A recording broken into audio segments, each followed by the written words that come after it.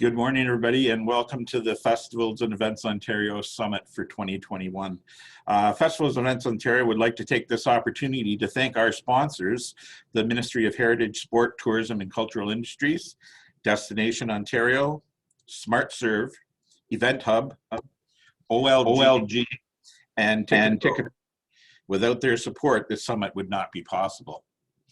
Welcome everybody to our Thursday morning panel discussions. Today we've brought together a number of our festivals of distinctions, and we're going to share some of their stories from 2021 and get some of their opinions on what they think, get their opinions on 2020 and what they think 2021 is going to look like. We'll use everybody's crystal ball and see if we're all looking at the same genie or what's happening. So I'd like to introduce our panel. First of all, Anita Gaffney. She's the Executive Director of the Stratford Festival. Myles, who is the Executive Director of the Sound of Music in Burlington. Erin Benjamin, who's the President and CEO of Canadian Live Music Association. Zimmerman is the Director of the Hillside Festival in Guelph. And Monahan is the Executive Director and Artistic Director of the RBC Blues, the City Folk Music Festival, and the Ontario Festivals of Small Halls. Welcome everybody, and thanks for being with us. Anita, I'd like to start with you if we could. And you know, we were both quoted in an article early on in 2020 on the pandemic and the effect that it was having on the industry. And when I read your quote and the amount of money that was going to be necessary, that's when I really took a big gulp, and I think a lot of people realize that this is bigger than we all thought. Can you share what your mindset was like going through the pandemic early on? Sure, thanks Dave, and thanks very much for inviting me to do this. I'm really happy to reconnect with FEO. So it was actually a year ago this week that we started rehearsals for Chicago. And we were going into the musical Chicago, and we were going into a season, our biggest season in our history. We had a budget of $76 million. We had sold about $20 million worth of tickets by the middle of March, had been well into rehearsals. We were a few weeks away from starting performances, and then everything went sideways. And we canceled our season. Of course, a lot of the spending that we had made on the 2020 season was sunk costs because it was mostly people. There was some costumes and some sets which we've set aside and will have available for a future season. But it kind of happened at the worst possible time for Stratford, and I know for so many other festivals and events as you're ramping up towards your summer and fall season. Just very briefly, we pivoted quickly to become a broadcaster, and we launched a film festival because we were very lucky to have a catalog of films, and then started to create digital content, and then actually launched a subscription service so that we could monetize the content a little bit, and it's bringing in a little bit of revenue for us. On the financial side of things, we look at a huge multi-million-dollar loss on our 2020 season. And we're starting to look ahead to 2021, and we're planning something, and I'll talk about that a little bit later. But we're kind of having to look at this as a 3 to 5 year impact and recovery. And we're seeing losses this year in 2020, in 2021. We see that we'll start to build back in 2022. But I kind of, from a kind of business perspective, I have to smooth this out over a few years. So that the festival can survive, and that we can build back when it's safe for people to gather again. And Anita, it's a little bit ironic that the festival was started in 1953 as an economic driver, and your community is very, very connected to the festival. What impact has it had on the city of Stratford? It's had a huge impact. The tourism economy associated with the festival represents about 140 million in economic activity each year.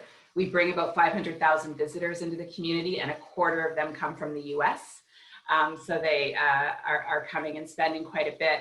Our restaurants really rallied, as I'm sure many restaurants did in many communities. Our overnight accommodators had hardly any business this year. And our B&Bs and inns and smaller overnight accommodators are really struggling, and we're anticipating we're going to do something in 2021, but it will be a much smaller season. So I think it's going to be hard for the industry to hang on. And obviously, when it was announced and the pandemic hit, you were already contractually committed to a number of things. Were you able to use force majeure? Were you able to get out of some contracts, or how did that, and insurances and other things? How did that work for you guys? Yeah, we were able to use force majeure for some of our contracts. For the most part, we settled on what was in the contracts. We had to give some notice, and we pay out that notice period. We did not have pandemic insurance, so we're not drawing on any insurance funds. We've kind of stitched it together by reducing our staff dramatically. The Stratford Festival staff kind of at full sail is 1,000 people, and right now we have 50 people. And we've laid off hundreds of individuals and made permanent separation with a number of individuals as well. So we've really cut expenses. We've drawn on an operating loan to help us with cash flow, and ramped up our fundraising efforts to try to close the gap. And I'm interested, you talked about your digital conversion in your film fest, and that you were able to generate some revenue. I think that's the biggest thing that all of us have had a hard time doing is, some of us have been able to transfer to a digital virtual platform, but monetizing that has been difficult. Have you found the same thing? It is really difficult. We've made films for a number of years, and we've had broadcast license with CBC and with Cineplex, and it makes a very small contribution to the cost of actually making these films. So it was kind of why we were led to a subscription service where we could control the revenue a little bit more, and we are a niche product, so we have the niche. So we reached out to our ticket buyers and audience members, and we have about 3,200 subscribers who are paying $10 a month for access to our content. And we're anticipating the growth at about 1,000 subscribers a month. So it's starting to represent some revenue, but it's definitely not covering the cost of running the organization. And it's making some small contribution to the cost of making the digital content. But there's lots of issues with digital content, and I know many people here are music festivals, and you'll appreciate the challenges with getting rights to the content, and the access to tax credits, which nonprofit organizations don't have access to. So we have lots of, I think, baked in issues that as an industry we need to overcome to make more content available digitally.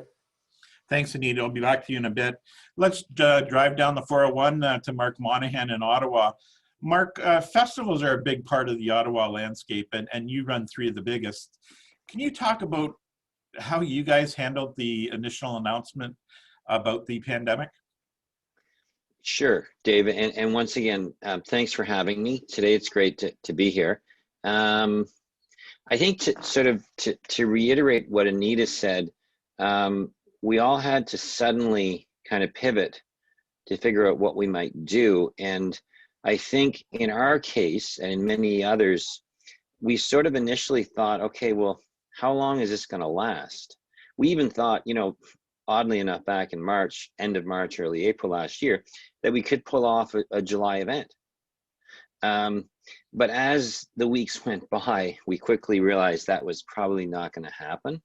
And so we had some issues around how we would cancel.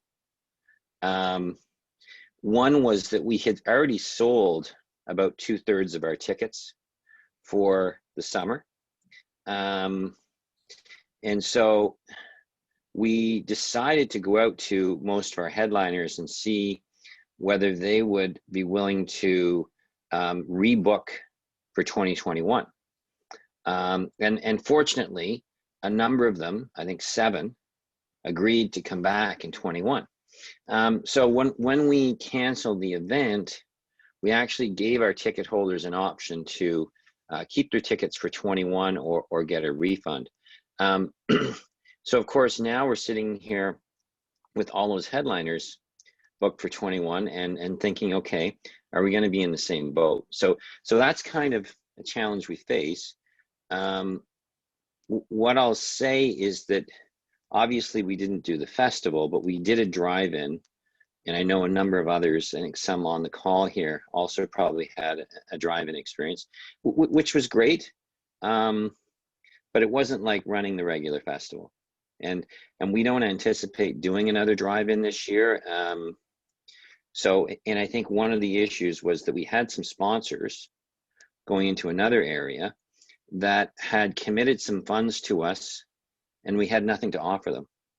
So I think a number of us were in this situation where we were coming up with things that would satisfy some of the sponsor deals we had, which was one of the reasons we did the drive-in, and one of the reasons we were able to maintain some level of sponsorship.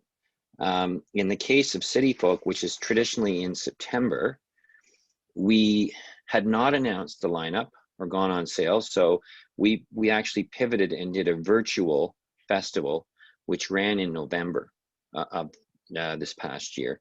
And with the Festival of Small Halls, which is normally running in various halls around Ontario with capacities of around 100 to 200, we shifted in October and did 12 shows with a capacity of 50 each, and they all sold out. So we did all kinds of different things. I can't say that any of them were financially successful, but they did manage to keep us busy, stay active in the community, and really get a chance to try out some different things. So that's what happened with us, and it sounds like lots of others were sort of in the same boat. Yeah, and Mark, you touched on a few things, and I mean, most festivals operate on a volunteer staff, and there's a few that have a small staff that help manage the thing. How did you guys stay engaged with the volunteer base? Because I'm sure for the festivals you run, you've got a fairly large volunteer base committed there.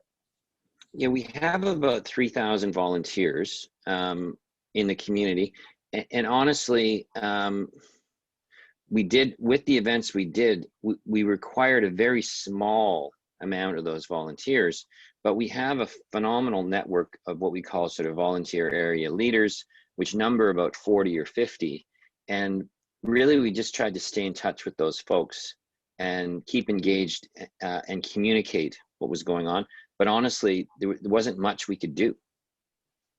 And I'm assuming when you talked about your sponsors, the same thing. You've stayed in contact and reached out, and they've still been supportive, but just finding those vehicles is difficult. Yeah, I think it's interesting when you talk about sponsors, and a lot of us obviously have sponsors. There was a sense in the beginning of this, in the spring, this was our experience, that the sponsors were supportive. I mean, that the pandemic hit them as well. They're all in business. And the initial reaction was, okay, we have funds committed here. Give us something to justify paying you the funds. And that was really where we started to get going and say, okay, what can we do? That has now changed. And as we went through the summer and the fall, really what happened is, as they're planning for 21 and beyond, they started to pull back a lot of funds. And our feeling is that right now, a lot of the sponsors are sitting on the fence. And there's one camp that's saying, okay, look, we don't want to sponsor in-person events because we don't want to be seen as encouraging people to gather. And on the other hand, so there's a group there that are saying, okay, we're willing to sponsor some digital events, but not in-person events. There's another group of sponsors who are saying, look, we're just going to hold our budget here until we get a better lay of the land. And we're going to wait because everything is so up in the air. So, and honestly, on the flip side of the contracts, like in terms of force majeure and not being obligated in certain areas, the sponsors are arguing the same. So many are saying, look, you promised an event. In absence of that event, we're not contractually obligated to pay you.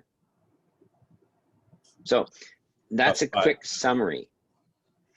We've got a question from Julia Mark, and she said, you mentioned drive-in events. Can you talk about some of the pros and cons, and what were some of the major challenges that you had to overcome to do that?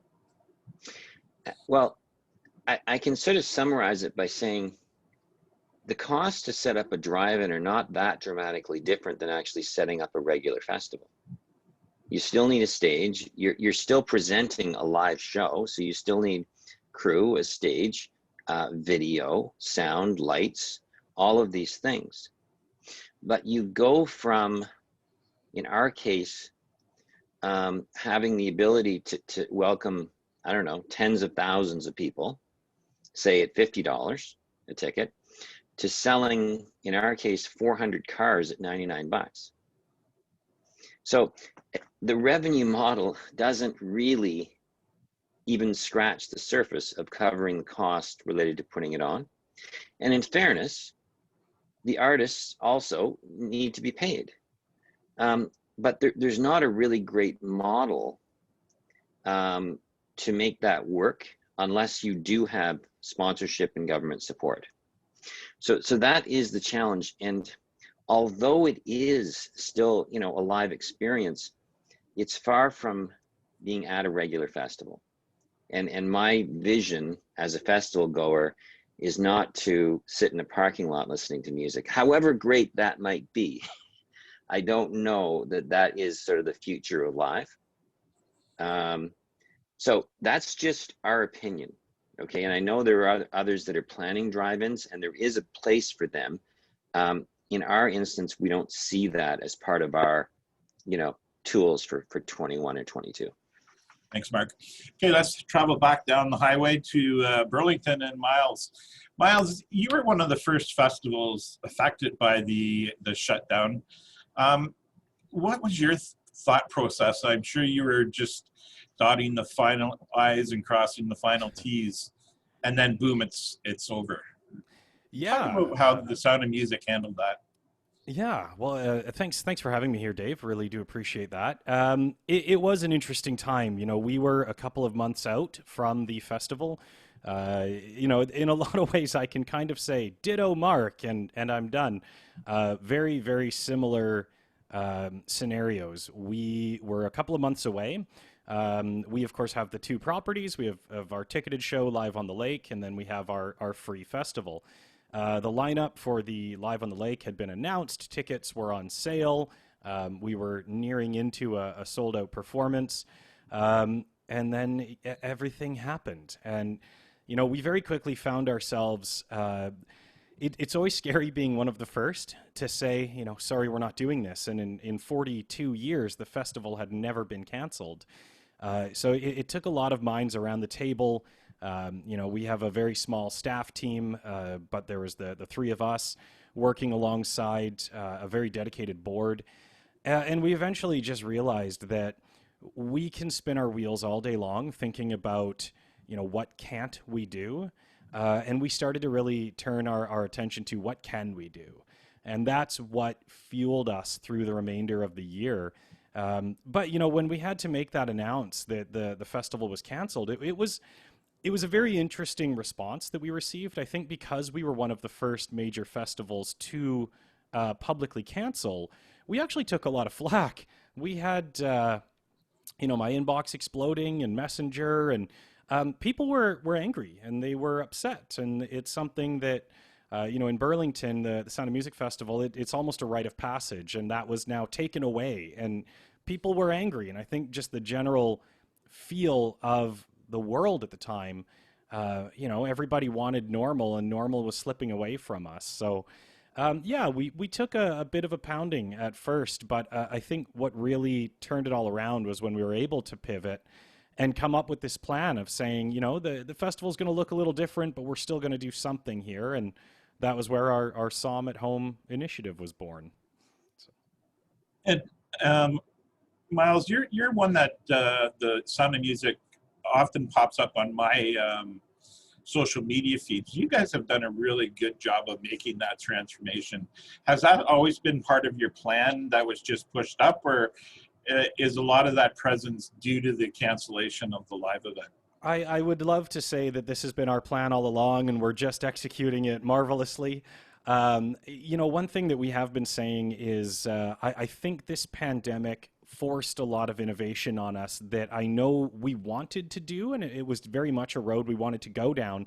I don't know if we would have gone down it quite as quickly as we did. I think it forced us into a path of innovation, and we have again, we have a very small staff team. So our operations director is also our volunteer manager and is also our social media manager, and does a great job of it. And I think through the Som at Home experience of 2020, we were able to utilize all of those tools a lot better and a lot stronger. And the ideas that were brought to the table on how do we better utilize that. Like we have a massive following on social media, and our engagements with them were usually very, they weren't engaging. There weren't those call to actions. It was simply like, hey, here's some info. Goodbye. You'll hear from us again in a week.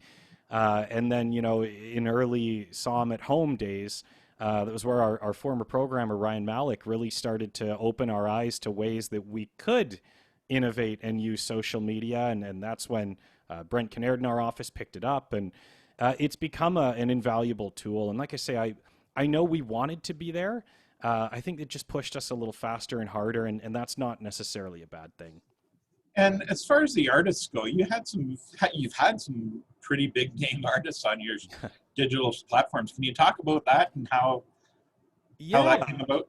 Well, and that was it. It was a lot of, and it's funny, and I don't know if the others have experienced this, but yeah, we had some really great names. We had Big Sugar and Marianas Trench and 5440, Grandson, and they were amazing performances. And it was interesting, though, how in early days of the pandemic, having Adam Gontier of Saint Asonia and 3 Days Grace playing in his basement, sitting on his couch with like unfinished pink insulation walls behind him, it was really cool. Like, it was a very intimate look into these artists' lives as they're playing from home and playing from their couch. And we received a huge uptake from that. But that was also at a time when these really polished professional performances, they weren't really happening yet. Everybody was doing these really intimate from their homes. And now I think we're finding those are not as popular or successful as they were, and people are really wanting that polished live experience again. And I'm seeing a huge transition over to that. But I think it really boiled down to these artists were in the same situation as us. They lost all of their gigs, their contracts, they lost their livelihood too. So I think there was a lot of mutual excitement to work together and to still make something happen. So yeah, we were able to put together a fairly substantial lineup. And we tried to really diversify everything that we were doing through the year, taking aspects of the festival. We held an industry summit where we had big names from the industry, all the way from management, production, just industry professionals come and talk to emerging artists exactly how you're doing now, and give them kind of career advice. And here's some things that you could do, and here's how to work through this pandemic and how you could be using your time. So we really tried to sort of dabble in all of the aspects that makes the festival and just bring them a digital experience. Thanks, Myles. Okay, we're going to take a trip down the road again, and we'll stop in at Hillside with Marie. Marie, I know you guys had some problems early on too, but can you talk about the Hillside experience? And I know you've just been through your digital and winter programs, so if you can talk a little bit about that. So we ended up producing something called Hillside Homeside in July 2020, and we just finished producing Hillside Inside February 5th to 7th. And both of those festivals, we were struggling with how we would create the same sense of sort of temporal magic. It's locked in time, that experience that you have of going to a festival. And the only way that we could even remotely approximate that would be to cut it off. So the festival literally started, say, Friday night at 6, and then everything would be taken down on the Sunday at midnight.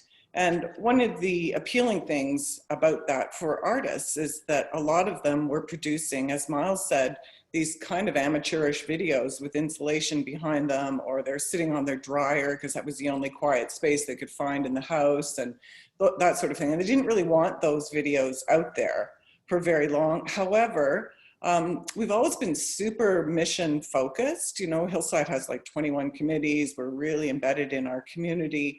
And so we immediately started thinking about doing some kind of virtual version of our festival, because we were not only concerned about artists and being able to pay artists and sustain them, but we were really focused on our attendees, our audience, our community, and wanting to give them something.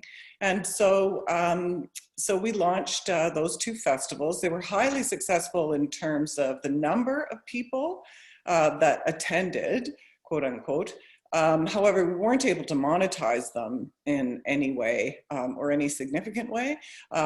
So kind of like Anita said, we're spreading out the injury here over 5 years. Terrible loss in 2020, looking at a loss in 2021, but trying to plan for a better future. You know, obviously we had to let go of staff, but, you know, we were moving from a live in-person model to a virtual model, and we weren't prepared for that. All of a sudden, you know, you've got all kinds of people with degrees in, you know, tourism and hospitality or cultural theory or music. And what you actually need are video editors all of a sudden, and people who are really good at technical production and camera work and all of this stuff. So we were pretty unprepared and had to scramble and hire those people, put them in place. So now that you've been through this, do you see that virtual and digital being an important piece moving forward, you know, with your live programming? I would say that certainly online courses and workshops, which is what we've done in the meantime, in between festivals, I think those are here to stay. And I would probably express the unpopular opinion that no, I don't think an online version of what is typically a live in-person festival is here to stay. I feel like what we rely on is gathering. We rely on the press of bodies and the close contact and the incredible sort of collective emotion one feels when you're connecting with an artist or with music and food and dance and all of those things. So, and I don't think that virtual can approximate that in any way. People try to reconfigure that, recreate it in their own homes, you know, with people at watch parties in the summer and that kind of thing. But everybody acknowledges that at some level, this is a new thing and it's kind of cool, but there is a strong note of sadness that runs through it too. And how did you guys stay connected with your volunteer base? Because as you said, you've got a very dedicated base, and did you do special things with them throughout the year to keep that connection live? Well, we had some of our volunteer coordinators program or help us program some of the areas like drum and dance or the children's programming and that kind of thing, and that kept them involved. And then we also had some of our volunteers, we drew on their expertise and said, could you do a workshop on such and such, and you know, videotape that and send it in. So we kept connected that way.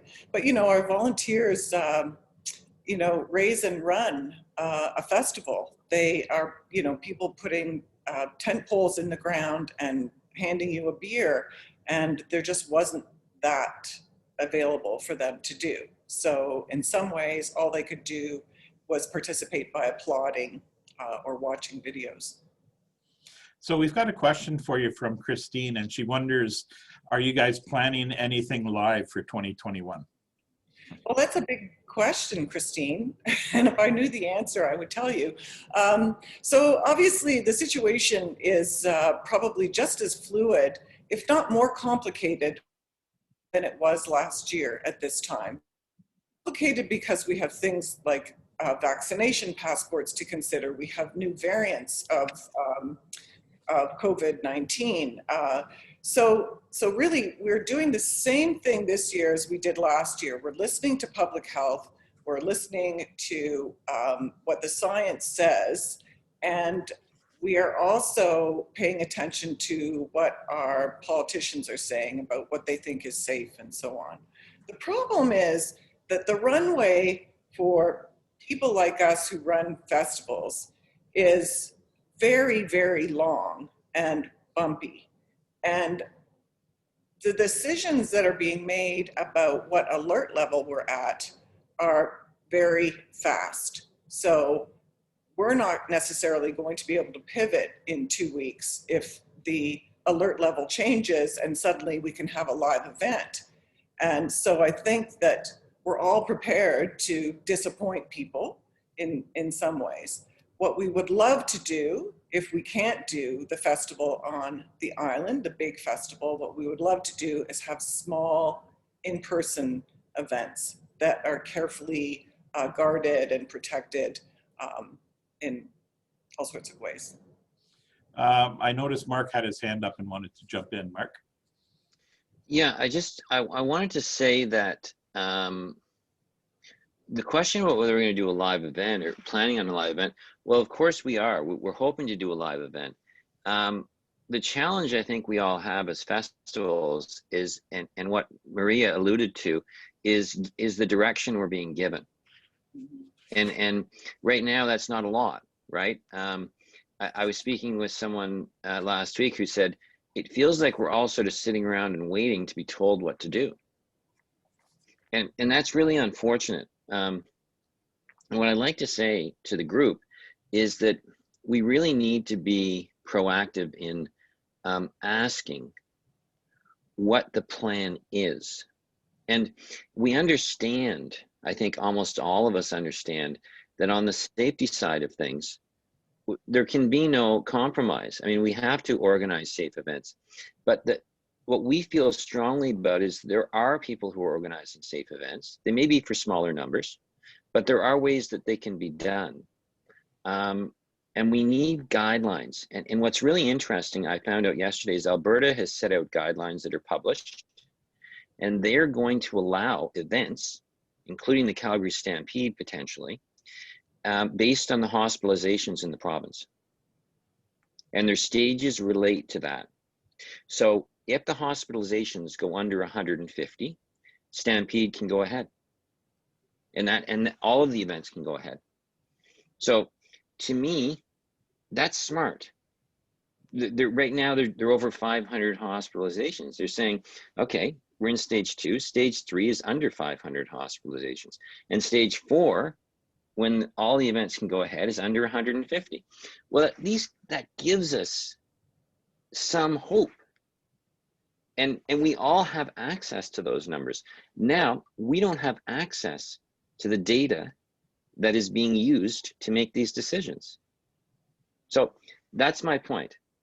And I think, Mark, I share your frustration, you know, especially being on some of the government roundtables and panels. And, you know, we're feeding information up into health, but we're not getting much, if anything, back from health on what it is. And unfortunately, what ends up happening is they group us in with other sectors and try to apply the same rules that don't necessarily go with sector to sector.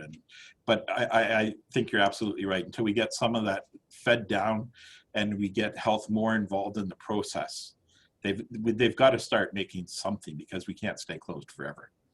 So I'm just going to move it on there, and we'll come back. I'm sure that'll pop up again. But Erin, I'd like to invite you to share. You guys have a new initiative with Canada Live Music, and I know a lot of your members are in the same boat as ours, in that, you know, they're sitting on warehouses full of equipment and back-end crews that have nowhere to go, nothing to do, lighting companies. Can you share what you guys are working on? Yeah, thank you very much for having me. What a great crowd for first thing in the morning. Super impressed. Recognize a lot of names and a lot of people I don't know. So thank you very much for having me. I am Erin Benjamin. I'm the president and CEO of the Canadian Live Music Association. I'll just repeat the name. And we represent Canada's concert sector, festivals, venues, clubs, agents, managers, the supply chain, basically all the people sort of behind live music, the live music industry. Marie and Mark are members and others on the call. So I have so much to say about what's already been said. First of all, I want to thank Marie for her beautiful contextualization of the festival experience. I couldn't agree more. And I think we have to be very careful what government and others wish for in terms of online experiences. And so I'd be happy to come back to that and unpack it. What we've seen over the last almost 12 months now from my shop, and I'm here in Ottawa, and I work closely with Mark on a regular basis, in terms of, relationship with government, country, and certainly in Ontario, is really that it's been very difficult to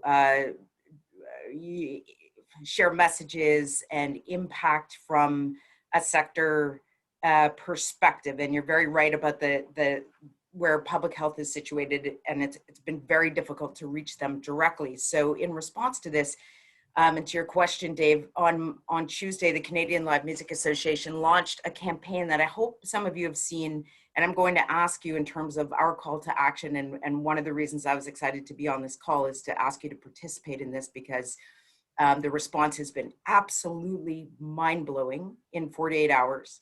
And that is, the campaign is called, it's the hashtag For the Love of Live. And if you are looking at your computer after your FEO panels, all you'll need to do is punch that in, and you'll see tens of thousands of posts and interactions that have happened in the last 48 hours. For people responding to this, and the call to action really is to share memories of live experiences. We on Tuesday released our live music recovery plan for the federal government. We also shared one with Ontario. And to that point, just a quick sidebar, we asked them for a plan, knowing that we are all treading water in the absence of a plan. By what measures will the province and the federal government make decisions around reopening? Will it be X number of vaccinations? Will it be X number of cases, et cetera? And you'll be able to read our federal live music recovery plan on our website now. And I can certainly get Dave a copy of our Ontario one. It echoes the remarks I made to the finance minister in pre-budget submission the other day. So this campaign really is to raise awareness and unite our community. Everyone from security, production, tech, suppliers, volunteers, caterers, graphic designers, lawyers, all the way to obviously the festivals, and especially our small venues who have been struggling to raise the visibility of the impact of COVID-19 on the sector. Zero revenue, basically, everyone doing our best to hang on by our fingernails. We have worked very closely in collaboration with a coalition known as the Hardest Hit. I'm sure some of you would be familiar with them, led by the Tourism Industry Association of Canada, TIAC, obviously TIO, we work very closely with as well, and the Hotel Association of Canada, basically travel, tourism, hospitality, and live events working together to attempt to influence policy at the federal level. The HASCAP program that was just launched was a result of our advocacy, and in addition to some nuance you'll see coming out in the program, like CRB and the wage subsidy, et cetera. So we're calling on government to do more for those programs. And all of this is captured in our live music recovery plan, but the point of this campaign is to slowly move our way to the federal budget to make sure that they can see live events. So yes, we are the Live Music Association, but there is a lot of room here for the broad spectrum of live activity in this country. This is why I would love for you to get engaged if you can, and to just amplify what we know is absent from our world right now. It's not that government doesn't know we aren't there, but we must be seen. I'm afraid of, as Canadians, embrace the notion of vaccination, as government sorts out the whole vaccination regime, people feel like things are slowly going in the right direction. Well, I can tell you, unfortunately, that the live event industry will not be fully recovered immediately once everyone's vaccinated. It's just not the way that we work. It will take, and I said this yesterday publicly, I hope that we're more than halfway through this, but we may not be, our industry especially. So it's critical that we're raising awareness of the impact of the crisis on our sector, and you can do so through the campaign. And you can find it at our website, canadianlivemusic.ca. But a quick Google of For the Love of Live will get you there. And I will put my email address in the chat shortly, and I encourage any and all of you to be in touch. And I'll say this finally, Dave, and then I'll stop talking. For those of you who have not engaged with this campaign, when you take a look at what's happening, I said this yesterday we had a very large national call about it. It's no longer a campaign, it's a movement. It is incredible what's happening. Artists and everyone in the entire ecology sharing memories and talking about what they miss about live events. So please engage if you can. We would really appreciate your support. And the more that do, the greater. Well, one of our taglines is make some noise. That the louder we are for government and everyone to see. Thanks very much, Erin. We're going to do it. We've got about 4 minutes left, and I want to keep on track. So let's start with Anita. Predictions for 2021. And do you think we'll ever return to what was normal? Anita, quickly. Yes, 2021 is going to be messy. That's my prediction. I think it's going to be lots of stopping and starting and doubting and questioning, and it's going to be messy. I don't think we will get to what we were before. I think we're going to be better ultimately, but it's going to take, I think, about 5 years for us to get really back up and running again. Thanks, Anita. Mark, how about you? My prediction is that in Q3 and 4, we're going to see some activity, and there is lots sort of tentatively being talked about.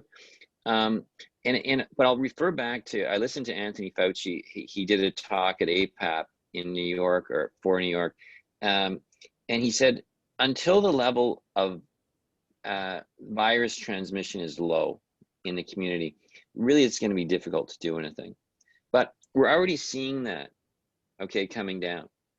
And just as it went up very quickly, it can also come down. And I think that there is an opportunity to do things in Q3 and Q4, but it's a question of how long can we hang on? And I think Marie was mentioning, there's an evolution to this. You can't just suddenly flip the switch in June and say, oh, we're doing a bunch of festivals. No, by that time, it's just too late. So I think it's going to be an opportunity for people, if they can hang on and react quickly. There could be some opportunities in the fall and early winter, but who knows? It all depends on where we're at with the virus. Thanks, Mark. Myles, how about you? New normal, what's 2021 hold for you guys? Yeah, I agree with what everybody's saying. I think we're in for a rough ride, as we have been. I think engaging sponsors is going to be a challenge in this coming year. For us, the Sound of Music, it's kind of touches on that line I threw out earlier, that we aren't focusing on what we know we can't do. We are starting to turn our attention to what we believe we can do. So we will be, our messaging this year is the festival will look different.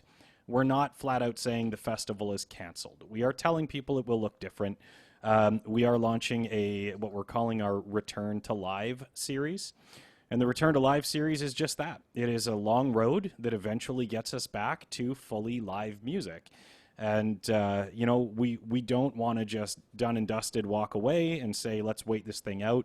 We want to make sure that as, Canada's largest outdoor free music festival, that we are still supporting the arts in every way that we can. So our hope is on this series that each show gets a little bit bigger and a little bit bigger until eventually we have a live audience again. We're going to take it one day at a time, pivot as we need to. We did a show on December 28th with Walk Off the Earth. 3 days before the show, we had to cancel all of our live audience. And we just transitioned them to a really cool VIP package with a meet and greet, and the band was receptive, and we will continue to do those things, and we will pivot as we need to. Thanks, Myles. Marie, quickly for you guys over at Hillside. I'm just really interested in the conversations that we're going to have culturally about the value of art. I was surprised to hear that in Quebec, artists are considered essential workers, and so they don't have a curfew so that they can still gather and produce. I'm also really interested in what's happening in France, where people are concerned about the lack of art in Parisians' lives, and that there's this terrible fear that they're going to become zombies. So I think what we're going to see is a renewed interest in the value of art, the purpose of art, its utility even perhaps, which I think is a really, really positive thing that will come from missing it. And Erin, final word to you. Thank you. You know, I agree with everyone. What insightful comments from this panel, and I just admire the way that you've all dug in and found some solutions to what are the most difficult problems. I think it's going to be a very, very, very bumpy ride for several more months, if not a year, at least until we can. There's a huge difference between reopening and recovery. Our job here at the CLMA is to continue to do our best to influence government and policy and make sure that they're working in step with us to understand what our needs are, so that whatever that runway looks like, we can be ready. They also need to be very open to hearing from us what the realities are in terms of our survival. The expectation that we can all make it through with existing government relief measures is nonsensical to me. There will come a point at which we cannot. So continuing to advocate and hoping that we're all having a very open, positive, forward-looking conversation to get to that point when we can really start to truly recover and make a difference for our nation's economy. I'd like to this time thank everybody on the panel. Really an insightful conversation, and one that can go on for quite a long time, but you know, we're under some time restraints. Thank you everybody for your insight. Really appreciate it. Lots of good conversation and chat about what other people are doing, and again, we thank you all for being part of this.